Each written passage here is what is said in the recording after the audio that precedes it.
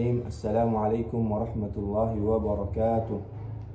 Alhamdulillahi rabbil alamin. Wassalatu wassalamu ala ashrafil anbiya'i wal mursalin, nabiyina Muhammad wa ala alihi wa ashabihi ajma'in.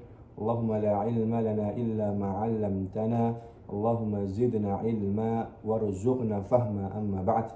Alhamdulillah, shaimun wa shaimat, insyaallah di bulan yang mulia ini, yang berkah ini, pada hari ini insyaallah kita akan sama-sama belajar salah satu kaidah dalam bahasa Arab yang sangat penting yang harus kita pelajari, yaitu al-mubtada wal khabar.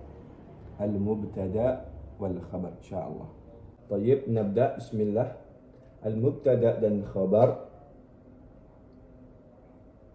ini merupakan susunan dari jumlah al-ismiyah, yang kita tahu bahwasanya kalimat atau jumlah dalam bahasa Arab terbagi menjadi dua. Ada jumlah ismiyah, ada jumlah fi'aliyah. Maka yang akan kita bahas pada kesempatan kali ini adalah jumlah ismiyah, yaitu terdiri dari yang namanya al-mubtada wal khabar. Pertama, kita akan sama-sama membahas al-mubtada.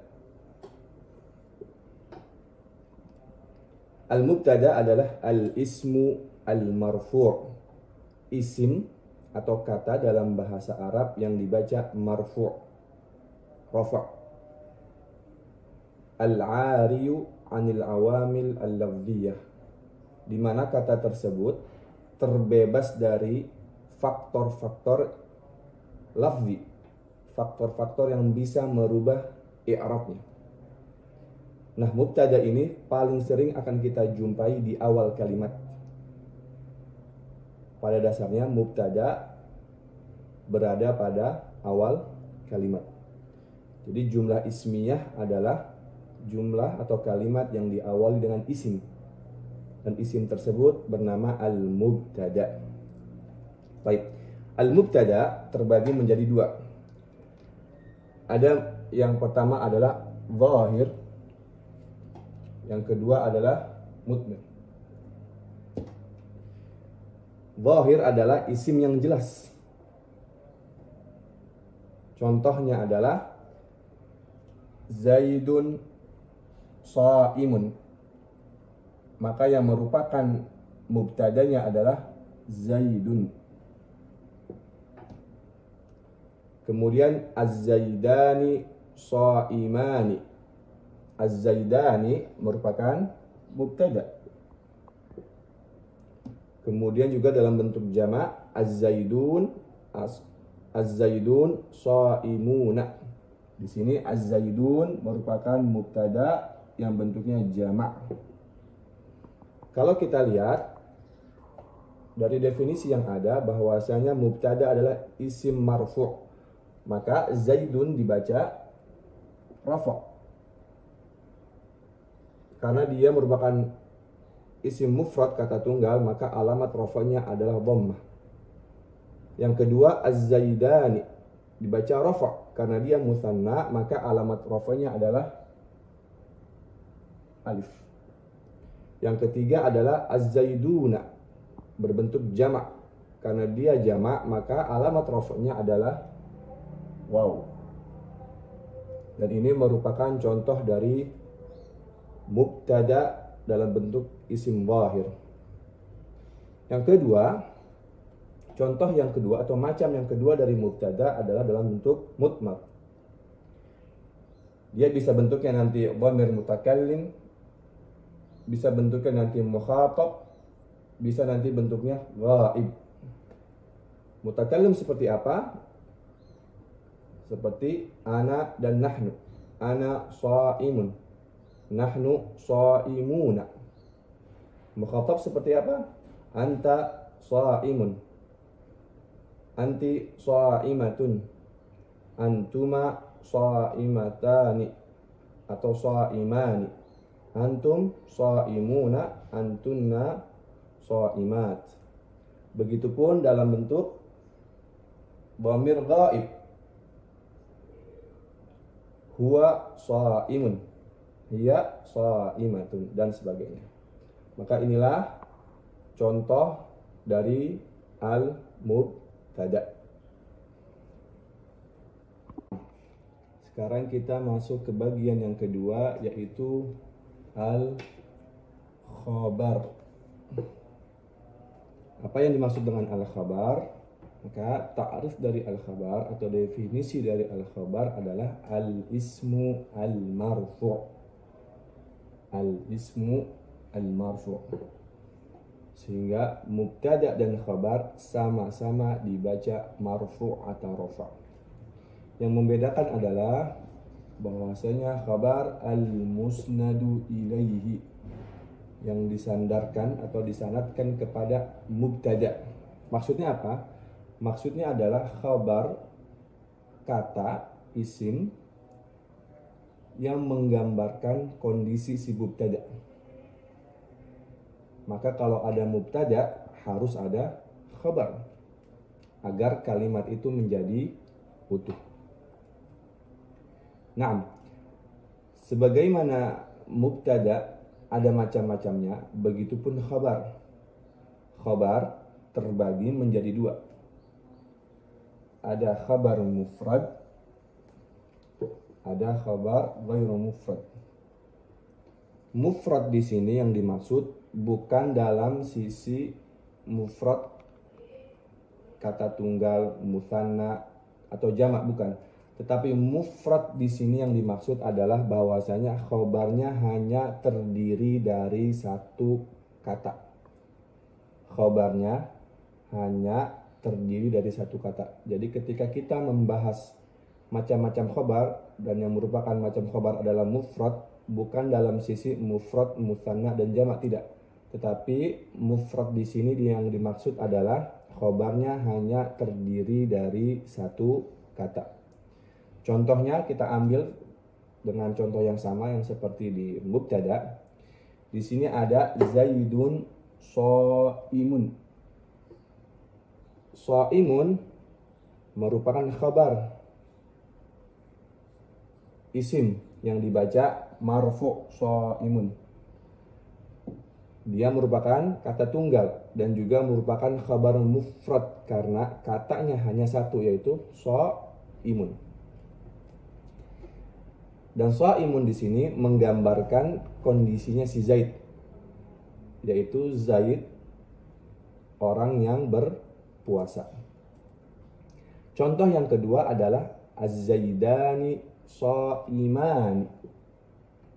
Shaimani di sini khabar mufrad meskipun dia bentuknya musanna, tetapi karena katanya hanya satu, yaitu shaimani, sehingga dia masuk ke dalam bagian khabar mufrad, di mana alamat musanna atau alamat rafa dari isim musanna adalah alif, sama seperti mubtada. Yang ketiga, contoh yang ketiga yaitu az-zaiduna shaimuna. Khabar di sini adalah shaimuna. Dia merupakan bentuk jamak tetapi masuk ke dalam kategori khabar mufrad karena khabarnya hanya terdiri dari satu kata. Ini yang dimaksud dengan khabar mufrad, khabar yang terdiri dari satu kata. Baik. Sekarang kita masuk ke dalam contoh atau macam yang kedua dari khabar, yaitu ghairu mufrad, ghairu mufradin. Khabar yang bentuknya yang bukan mufrad, berarti yang dimaksud adalah khabarnya terdiri lebih dari satu kata. Dan khabar ghairu mufrad ini terbagi menjadi 4 macam. Yang pertama adalah jar majrur, kemudian nanti ada dzaraf madruf, kemudian nanti ada al-jumlah al-fi'aliyah, dan yang terakhir ada al-jumlah al-ismiyah. Baik, sama-sama kita perhatikan contohnya agar lebih jelas. Yang pertama adalah khabar ghairu mufradin yang berbentuk jar majrur. Contohnya adalah Zaidun fil fasli. Fil fasli di sini kalau kita i'rabkan maka fi merupakan huruf jar, al fasli merupakan isim majrur. Isim majrur dibaca kasrah karena dia merupakan isim mufrad, sehingga dibacanya fil fasli. Nah, kemudian kesatuan fil fasli ini fi mahalli khabar marfu. Kedudukannya adalah dia merupakan khabar dari Zaidun, sehingga maknanya adalah Zaid berada di kelas. Ini contoh jar majrur. Contoh yang kedua yang dari dzaraf madruf. Contohnya adalah Zaidun amamaka. Zaidun amamaka.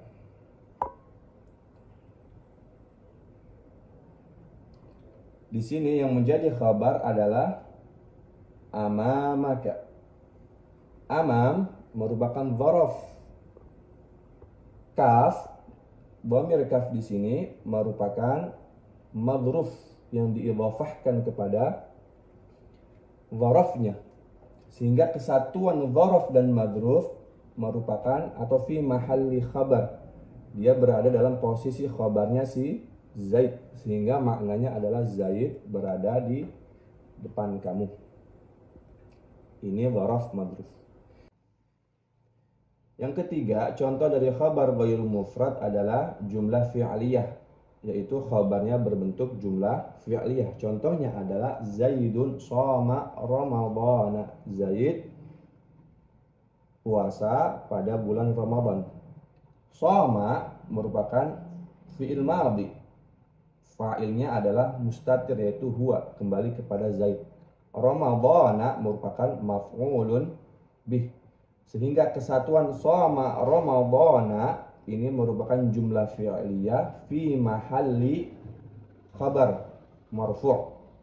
Jadi shoma ramadhana dia merupakan khabar dari mubtada Zaid. Yang terakhir yaitu berbentuk jumlah ismiyah. Contohnya adalah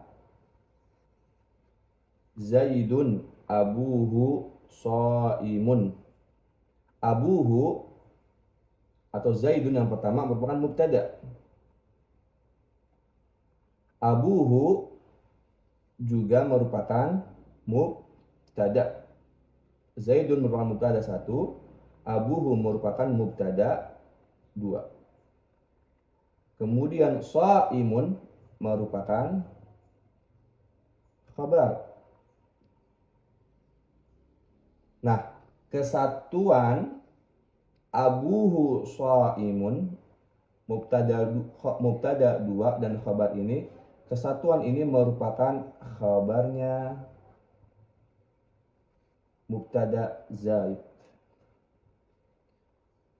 Sehingga Zaidun abuhu shaimun, Zaid merupakan mubtada, abuhu shaimun, abuhu mubtada kedua, shaimun khabar.